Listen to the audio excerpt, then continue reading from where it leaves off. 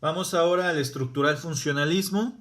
Es un enfoque teórico propuesto, entre otros, por Émile Durkheim, que era un sociólogo francés. En el estructural funcionalismo se explica que la sociedad es como si fuera un tipo de estructura en el cual se llevan a cabo distintos procesos sociales, ¿sí? Esa estructura, siguiendo la misma idea del anterior enfoque, son las personas, como vemos ahí en la imagen, ¿sí?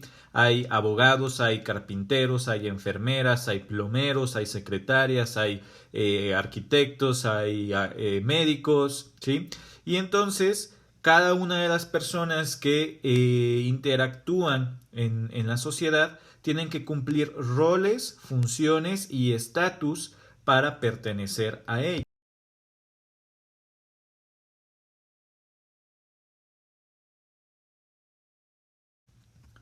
Entonces hagan de cuenta que si la sociedad es una estructura como la que vemos ahí en la imagen, ¿sí? Son un montón de personas que tienen relaciones entre sí y que unas dependen de las otras, ¿sí?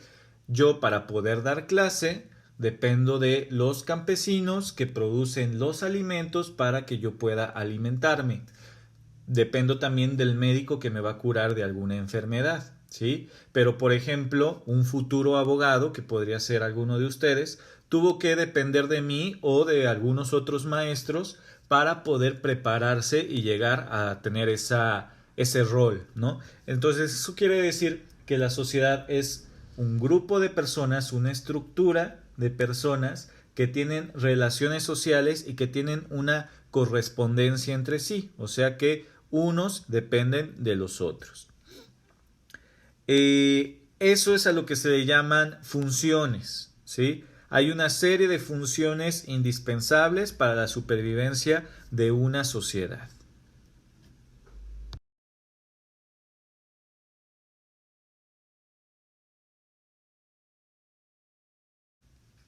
Entonces, los roles sociales son los papeles que juega cada persona en una sociedad, ¿sí? Es decir, una persona es un médico, otra persona es un policía, otra persona es un abogado, ¿no? Pero al mismo tiempo de que esa persona que es un abogado, a lo mejor también al mismo tiempo cumple el rol de ser un papá, porque tiene hijos, y a lo mejor también recibe el rol de ser hijo, porque tiene papás, ¿no? Entonces hay distintos roles y cada persona tiene que cumplir cada uno de esos roles, ¿no? Después hay otro concepto que es el de estatus, que es como se conoce coloquialmente a la palabra, o sea, el estatus es el valor que una persona adquiere en un grupo social, ya sea por el ingreso, por el ingreso económico que tenga, por la educación que tiene, por la importancia de su ocupación, por un prestigio personal, etcétera.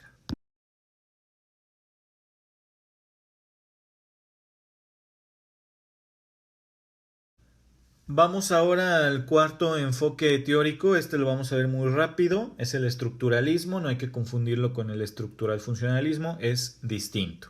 El estructuralismo fue propuesto por el antropólogo Levi Strauss, y sostiene la idea de que la mente humana posee ciertas características universales que se originan en los rasgos comunes del cerebro del hombre.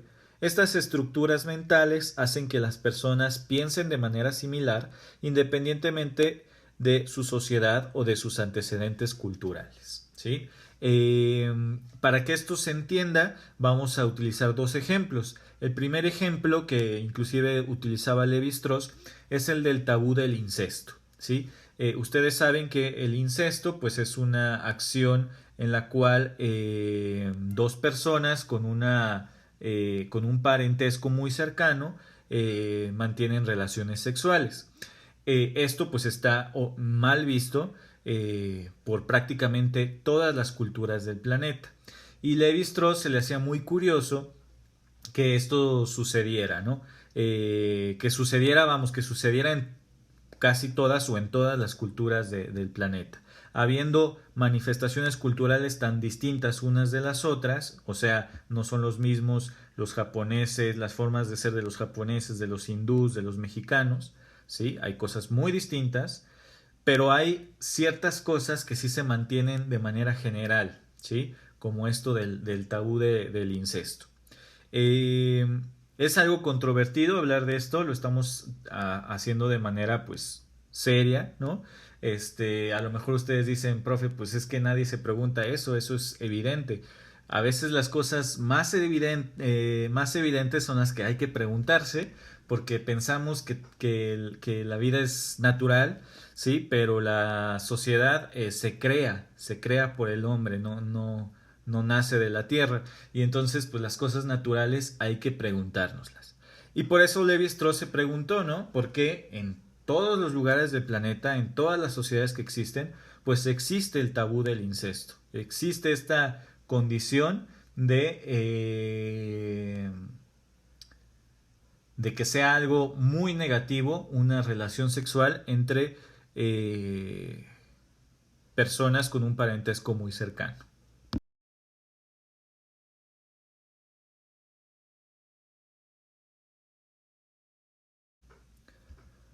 Después vamos con la teoría comprensiva.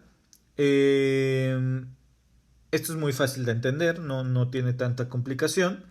Nos dice la teoría comprensiva que se intenta explicar los hechos sociales a partir de los individuos y sus acciones. Los individuos dan forma a la sociedad y no lo contrario. Max Weber es su principal teórico con el planteamiento de la acción social. Es muy sencillo. El positivismo, el estructural funcionalismo, inclusive el materialismo histórico, dicen, la sociedad determina cómo es el ser humano. Es decir, somos como títeres, ¿sí? Que nos va moviendo la sociedad y si nos volvemos malos es por culpa de la sociedad y si nos volvemos buenos es por culpa de la sociedad, ¿no? Como si fuéramos sí, una especie de títeres. Y en cambio la teoría comprensiva dice lo contrario. Dice que los seres humanos podemos adquirir conciencia de cómo es la sociedad y transformarla con la acción social, ¿sí? Por ejemplo, el movimiento feminista, ¿sí? Quizá desde un enfoque teórico del estructural funcionalismo se diría, bueno, pues es que la estructura del patriarcado hace que el hombre domine y entonces tenga condiciones de superioridad y etcétera, etcétera. Pero luego entonces, ¿qué va a pasar? ¿No? O sea, el estructural funcionalismo diría, así funciona nuestra sociedad y así es. En cambio, la teoría comprensiva dice, no, debemos de recurrir a la acción social para que los individuos, en base a sus acciones, transformen la sociedad, ¿sí? Se organicen para poder cambiar todas aquellas situaciones de la vida social en las cuales no se está de acuerdo. El movimiento feminista pues es un ejemplo muy claro de eso, ¿no? Una sociedad patriarcal que lleva muchos años permeando en la mente de todas las personas, poco a poco se puede ir transformando, se puede ir convirtiendo en un lugar más libre para las mujeres a través del movimiento feminista, ¿no? Y esto es pues un ejemplo de esto de la teoría comprensiva.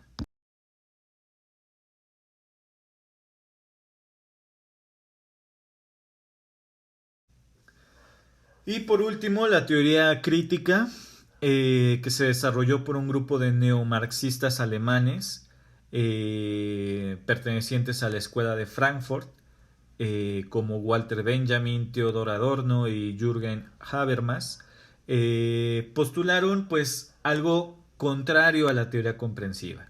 Ellos decían, sí, está bien que el individuo pueda transformar la realidad social y pueda organizarse y luchar por sus ideales y tratar de ser mejores, pero no hay que perder de vista que existe algo que se llaman los medios de comunicación. Y los medios de comunicación le imponen a las personas la manera en la cual deben de pensar, deben de sentir, deben de consumir, deben de ser en general, ¿no? Entonces, la teoría crítica dijo, vamos a aportar a la teoría comprensiva, el hecho de que puedes cambiar la vida social y tal, se escucha muy bonito, pero hay que también llevar a la realidad y darnos cuenta de que hay grupos de poder que controlan el mundo y que no es tan sencillo pues transformar el mundo según los ideales de las personas, ¿no?